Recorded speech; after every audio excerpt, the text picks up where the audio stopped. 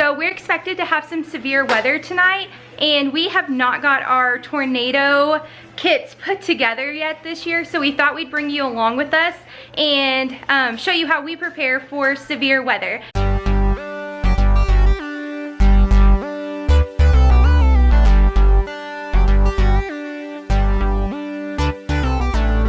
Especially since it's getting to be that time of year.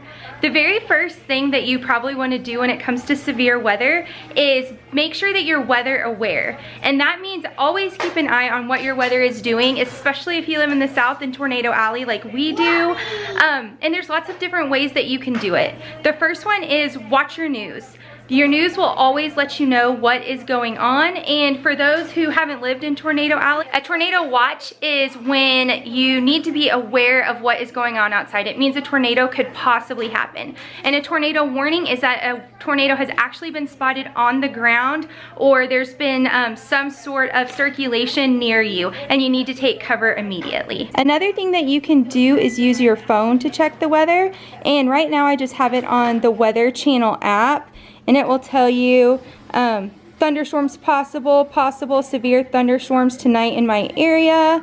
Apps like the Weather Channel work really well to keep you informed, but also check and make sure that your local news station doesn't have an app of their own. Sometimes I've found that the actual news app from our local weather station is a little bit more accurate on exactly what is going on in our area. I'm talking about weather signs?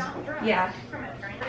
So, some warning signs, if there's a tornado around, there's quite a few. One, obviously check out the TV, but sometimes the TV goes off and you don't know what's going on. So you want to look for, there's probably like a green sky, heavy wind, there'll be big hail, you're going to hear a loud roar, they say, sometimes sounds like a train. And wall clouds, look for wall clouds. A wall cloud would be a thick gray cloud that looks like a wall. Tornadoes usually happen around the months of May through June, kind of the cool into the warm weather. They happen usually before dark. They say a lot of tornadoes don't happen after dark, anywhere from 3 to 9 p.m. And most tornado systems or heavy severe weather moves from south to northeast. I could usually tell, like today, I went out and picked Fraser up from daycare. You can tell the humidity when it's going to be kind of a severe weather day or night. It's kind of sticky, humid. It's been hot pretty much all day. It was cool yesterday, hot today, so it kind of leads up to a stormy night. We did clean out our storm shelter the other day when we were cleaning out our garage, but we're just gonna go down and get our box of stuff out of there and kind of show you what our storm shelter looks like. So this is our storm shelter. It's just built into our garage, and Carter's gonna show you how it works. So there's this latch right here, and you just pull it up. Whoa! I was not expecting that to be there. And then we just slide it out. Can I go in there? And we have all this stuff down there. Show us how to get down there. So you just walk down the steps. Yeah, and make sure there's no porcupines. Okay. We'll sit down here if there is a storm tonight. Yeah, and it's already got grassy again, even though we just cleaned it out like 2 weeks ago. But you can see we have a little lantern in there. Yeah. And then there's a box that's stored underneath the stairs where we keep all of our supplies. Yeah. And it's a tight fit, but hey, it keeps us safe. So we're going to show you how to close this storm shelter. Easton's got the lantern. It's going to get dark in here, so hopefully we'll have enough light. So it just slides on these rollers here. I got some. Closes up. Where are you? Okay. And take the lantern. This thing right here. This will come up. And it locks it right there. So we're locked in. So the wind won't blow it open or anything like that.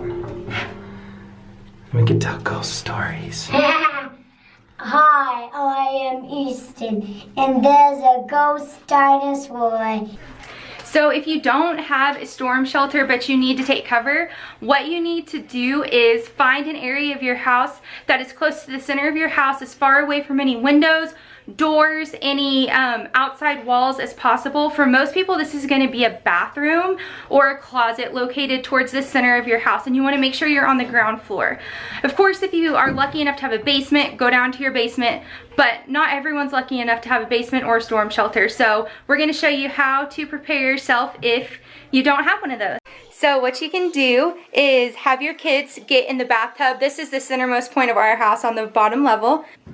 So most harm and injury from tornadoes actually comes from flying or falling debris. So you want to protect your head. So how can we do that?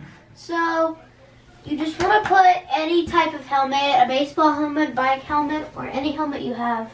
And then you take a pillow into the bathroom with you and you cover your head with it. Cover your body and your head. Some people will even bring a mattress in with them and put a mattress over them. So I went to Walmart today to do our normal grocery shopping, and I picked up a few things that I knew that I needed to fill my tub up so we can be weather prepared, and Carter's gonna help me get it packed. So what's the first thing we got in there, Carter? We have some, you don't have to take it out. so we just have water in here. Some bottled water, and We have some granola bars just in case we have to stay down there for a while. just to keep us. And then And if anybody gets hurt, we have a first aid kit. and do you see the weather radio? We have a weather radio right here, and this is what it will go on, and we'll set it somewhere in the shelter. Just a little side note, one thing that I have learned just from having to go down to the storm shelter in severe weather. Actually, the scariest time that I was ever down in the storm shelter, I relied on my cell phone for updates. And then I realized that between the weather and being down into the storm shelter, I actually got no service, was not able to use my phone at all. So definitely a weather radio is worth it. That is the one thing that can make it through and actually update you, because you know, you get down there and you're like, oh great, I'm safe, but you never think, when can I get out? You need to know. So make sure you get a weather radio. So what else do we got now? We have some flashlights just in case our lantern goes out of battery power. And So we have these heavy duty flashlights right here. And we And just then I also got these fun colored ones so each of the boys could have their own flashlight. Sometimes that makes it a little bit more fun and a little less scary because it's already a tense situation. So we will probably put one of each of these into our bucket, and we will save the rest in a drawer that we can grab on the way out. Go ahead and put them all in there for right now, and then we'll decide which ones we're gonna keep out.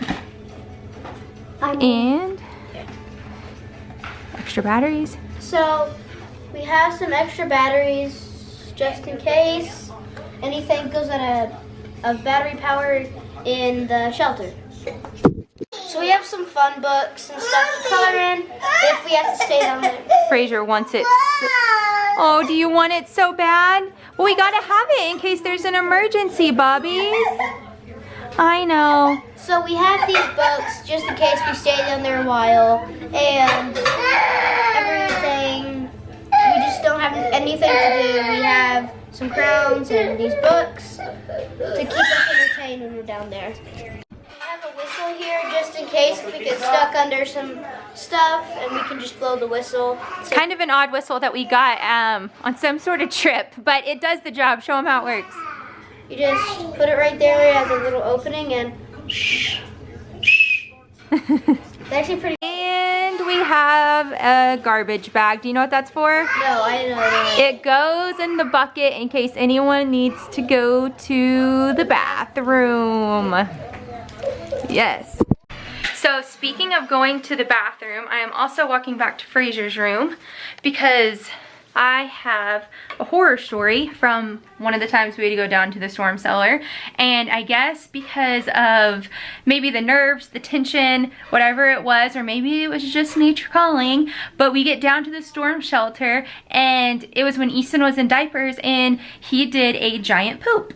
And it stunk up the whole tiny little enclosed area, and I had nothing to change his diaper. So you definitely want to make sure if you have a baby or toddler, you have diapers and wipes packed. So I'm going to pack some diapers and wipes in there as well. There they go. We won't have the same emergency that we had the last time we were down there. There goes the whistle. I just went back to the room to get our family binder. This just has all of our important family documents in it, like birth certificates, social security cards, anything like that.